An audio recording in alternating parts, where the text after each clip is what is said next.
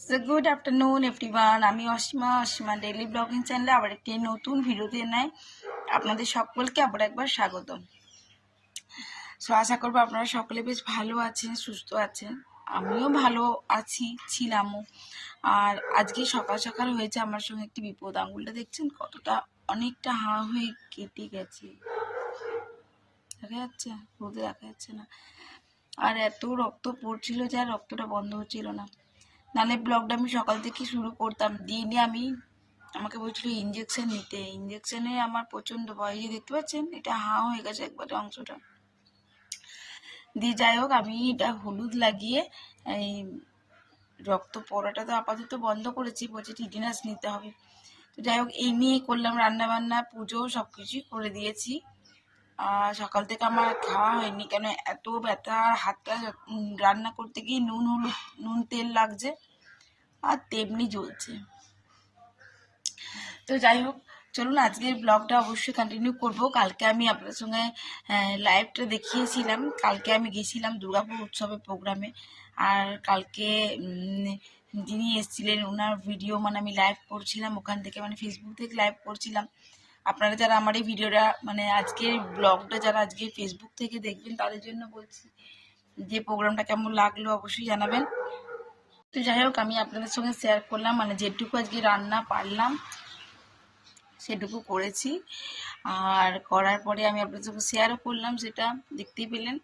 তো এমনি খুবই জ্বলছিল আঙুলটা, রক্তটা অনেকক্ষণ ধরেই পড়ে যাচ্ছিল। তো আজকে ডিমের ঝোল করলাম, আলু দিয়ে ডিমের ঝোল। আজকে একটু বড়ি দিয়েছি আমি এবার ওর মধ্যে, কিছুটা বড়ি দিয়েছি আর কিছুটা বিউলি ডালের বড়া বানাবো। আর করেছি আপনার মুসুরির ডাল, শিম আলু সেদ্ধ। আর এই চচ্চড়িটা ছিল, আপনাদেরকে দেখালাম। চচ্চড়িটা আমি রেখে দিয়েছিলাম আমি খাবো বলে। তো আজকে চচ্চড়িটা দিয়ে আমি ভাত খেয়ে নেবো। আর আজকে রুটি করিনি, জানেন তো, আজকে ভাত খাবো। আর এখন তো ধরুন বাজে 2:14। তো যাই হোক, আমার ব্লগটা আমি এখন থেকে শুরু করলাম। আপনারা অবশ্যই আমার সঙ্গে থাকবেন আর দেখতে থাকবেন আমার আজকের ব্লগটা। আমি ব্লগটা কন্টিনিউ করব। এই আর কি, এতক্ষণ ধরে করলাম ব্যথা যন্ত্রণা ভালোই ভোগ করলাম। এই দেখুন, এই রোদটা তো দেখা যাচ্ছে না, এই যে এই দাগটা বরাবর কেটেছে, না এই দাগটা বরাবর কেটেছে। এর একটা ব্যান্ডেজ করতে হবে, বুঝতে পারছি আমি, নাহলে আবার নুন টুন লাগবে, তো আবার জ্বালা পোড়া করছে। বড়িগুলো দিয়েছি জানেন, খুব সুন্দর বড়িগুলো। ঘড়িতে 8:21, মিঠি চলে গেছে 7:30 সময় পড়তে। আর আমরা অনেকক্ষণ চাটা খেয়ে নিয়েছি, আমি রাতে ডিনারটা বসাবো। হাতটা এত অসম্ভব ব্যথা করছে, দেখুন ব্যান্ডেজ লাগাতে বাধ্য, হাত নাড়তে পারছি না এবার আমি, এত ব্যথা করছে। আচ্ছা, আপনাদেরকে একটা জিনিস দেখায়। কুলু পুকুরে মাছ ধরেছে, আজকে ফোন করে জানালো যদি মাছ লাগে তাহলে এসে নিয়ে যেতে। মাছগুলো একবার আপনাদেরকে দেখাচ্ছি, দেখুন। 6 hours later. টোটাল এসেছিল 4টে মাছ, 3টে মাছ এখন জীবন্ত আছে, দেখছেন ঘুরছে। 3টে মাছই কিন্তু ঘুরছে, এই দেখুন, এই যে 3টে মাছই খেলছে। এটা এই সব কটাই রুই। আমার ভয় লাগে না, দেখেছেন মাছ ধরতে।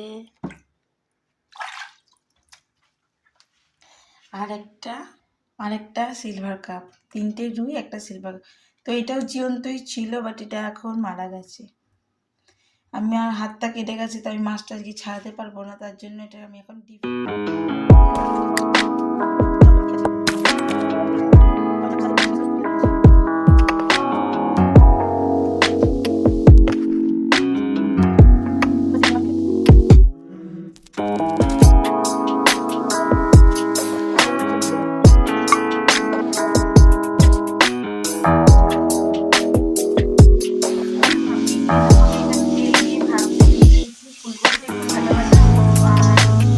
কাটতে পারছি না।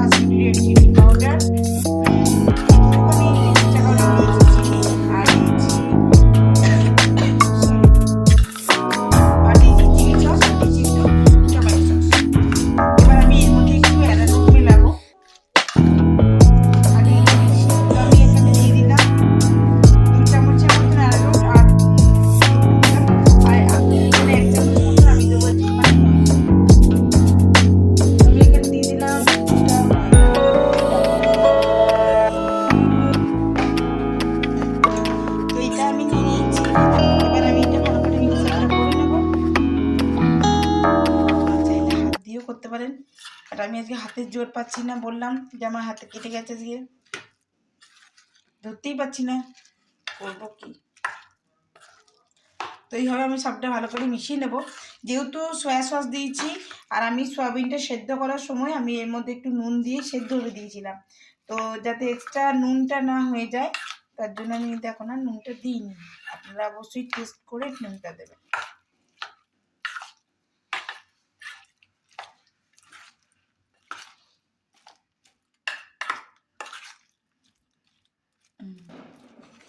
এবার দেখায় আপনাদেরকে, আমি এখানে চিলি সয়ের জন্য কিন্তু এখানে ডুমো ডুমো করে পেঁয়াজগুলো ছাড়িয়ে নিয়েছি।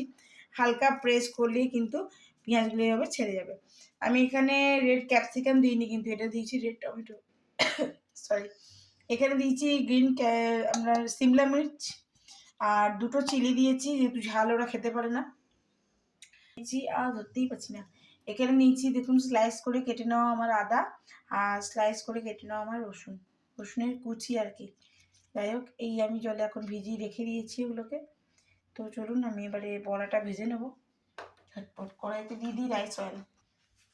কড়াই আমি বসিয়ে দিয়েছি গ্যাসের ওভেনে, এবার দিয়ে দেবো আমি এর মধ্যে রাইস অয়েল, কেন আমি পুরো রেসিপিটা কিন্তু রাইস অয়েলেই করবো।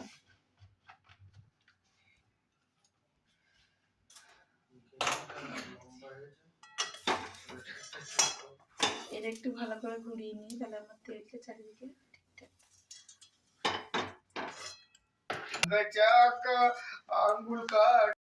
তো আমি এখানে এবার একে একে দিয়ে দেবো। এটা খুব সুন্দর লাগে, বাড়িতে অবশ্যই ট্রাই করবেন। চিকেন ছাড়াও আমি চিলি চিকেন বানিয়ে দিচ্ছি।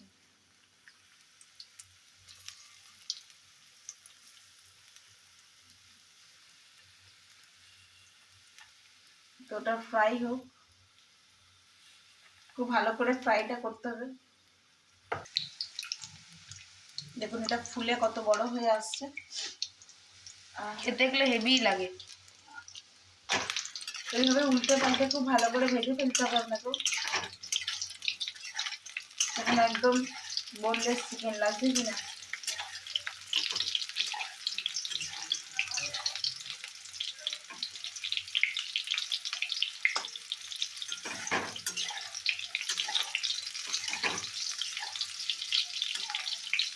এইভাবে লাল লাল করে ভেজে আমি এগুলো সব তুলে নেবো।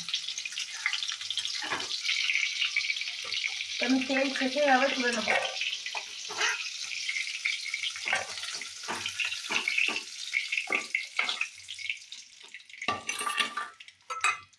বাকি যেগুলো আছে এক একটি সমস্ত ছেড়ে দেবো। এবার যতটা আপনার কড়াইয়ে স্পেস থাকবে আপনি সেভাবে করে নেবেন।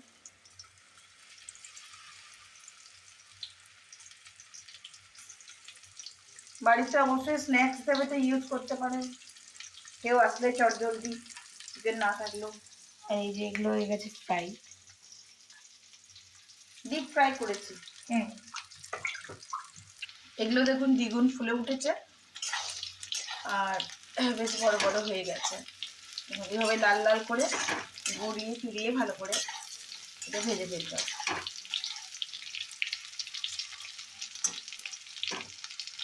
তো বড়াগুলো ভেজে নেওয়া হয়ে গেছে। আমি এখানে এই যে বাটি খালি, হ্যাঁ আমি এখানে গোটা জিরে ইউজ করছি, আপনারা চাইলে সাজিরা ইউজ করতে পারেন। ফাটবে না তো না, ঠিক আছে। এই যে পেঁয়াজ টমেটো এগুলো যেগুলো দেখছেন ক্যাপসিকাম, এগুলো আমি এক এক এখানে দিয়ে দেবো। সরি, তার আগে আমাকে যেটা দিতে হবে সেটা হলো আদা আর রসুনের কুচি। আমি এটা সাইড করে দিতে হবে।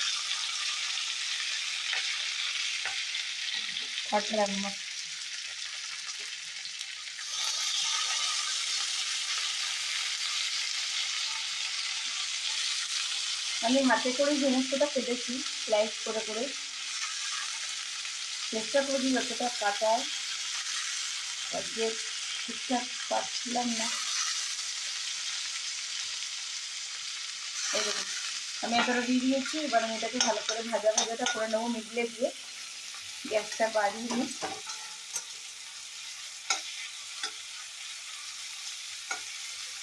তো এটা হচ্ছে এখন আমার ভাজা।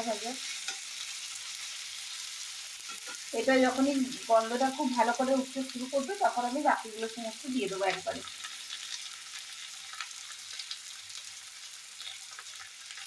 ক্যাপসিকাম পেঁয়াজ আমার কিন্তু খুব ভালো করে ভাজতে হবে। তো চলুন, হয়ে গেছে আমার ভাজা, আমি এবার দিয়ে দিলাম।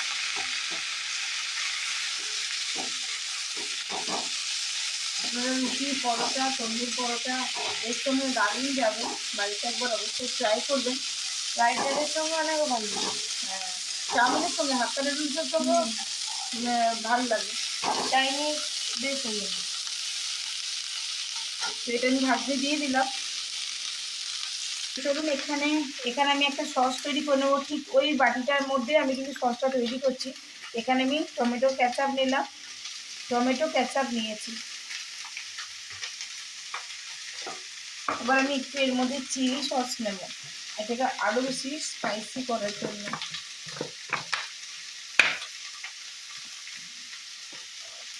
দেখুন আমি কিন্তু কেচাপ আর চিলি সস এটা চিলি দিলাম। হ্যাঁ,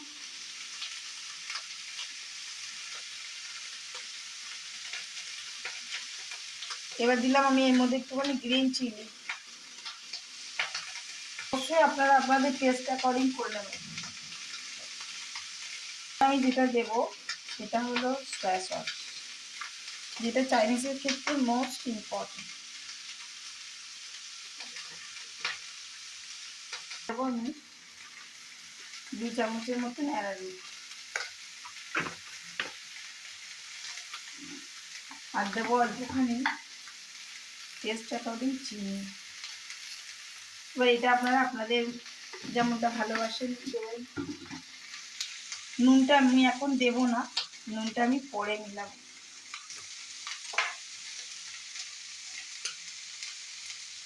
এবার আমি জল দিয়ে একটা লিকুইডই সস তৈরি করে নেব।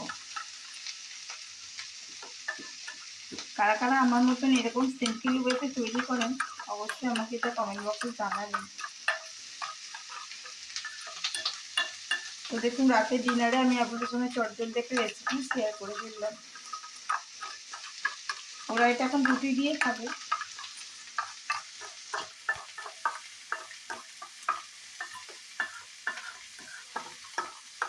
কালকে আমার মনে হয় টিফিনেও চলে যাবে। হ্যাঁ, তো এদিকে আমার এটা ভাজা ভাজা হচ্ছে, দেখতেই পাচ্ছেন। আমি হালকা করে একটুখানি নুন দিয়ে দেবো। নুন দিলে কি হবে, তো তাড়াতাড়ি ছেড়েও যাবে আর এটা ভাজা ভাজাটা হয়ে যাবে। তো চলুন, আমি এখানে যখন নুনটা দিয়ে দিয়েছি ভালো করে, এবার একটু ভাজতে শুনে দিই।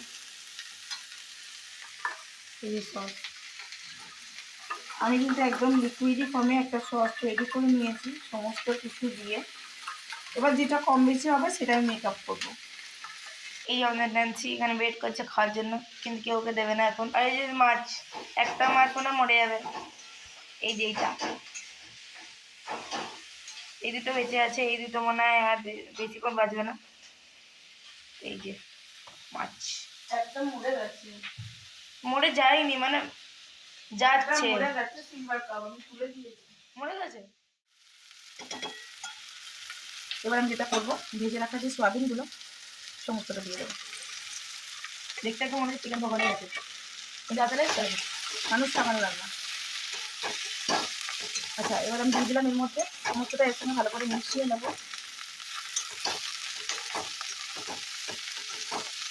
ভালো করে একটু মেশানো হয়ে গেলে এর মধ্যে আমি এবার সসটা দিয়ে দেবো। একটু ভাজা ভাজাতে হোক, একটু ওয়েট করবো। গ্যাসটা সিমে রেখে দিয়েছি না, সিমে আছে না? হ্যাঁ, না এটা সিমে।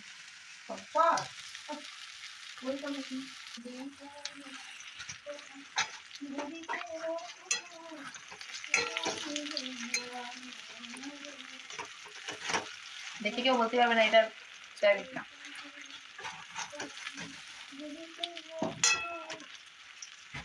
আর আমি দিচ্ছি 1 চামচের মতন আজিনা মটর। তোর তার থেকে লাগে সমস্তটা আমার মিলে গেছে একটু ভালো করে। এবার আমি সসটা দিয়ে দেবো।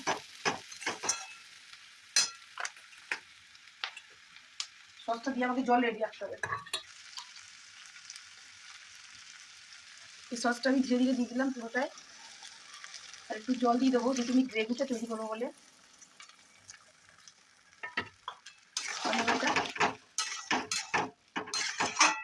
এই যেমন ধরো আমার এখন মনে হচ্ছে যে আমার একটু সয়া সস দিলে টমেটো সস দিলে আর বেশ জমিয়ে যাবে একদম জিনিসটা, এটা আর কি যেটা বলতে চাইছি।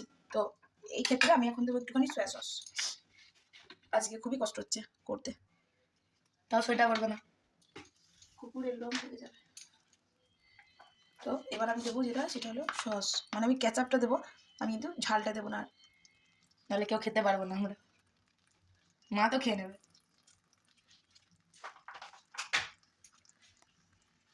এগুলো এবার আমি ভালো করে নেড়ে দিই, দেখো কেমন লাগছে। বাড়িতে অবশ্যই ট্রাই করবেন কেমন লাগে।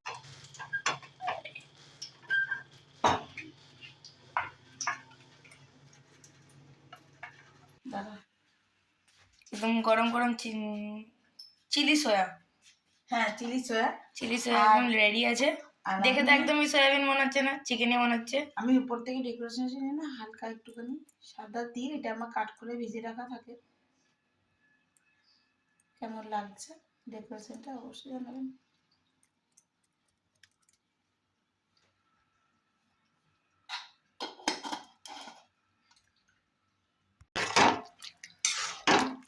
বাড়িতে অবশ্যই ট্রাই করবেন কেমন লাগছে সেটা আমার সঙ্গে আমার কমেন্ট বক্স খোলা আছে, কমেন্ট বক্সে শেয়ার করবেন। আজকের মতন ব্লগটা এখানেই শেষ করছি। ব্লগে কিছু ভালো লাগলে অবশ্যই একটি লাইক কমেন্ট শেয়ার করে আমার পাশে থাকবেন।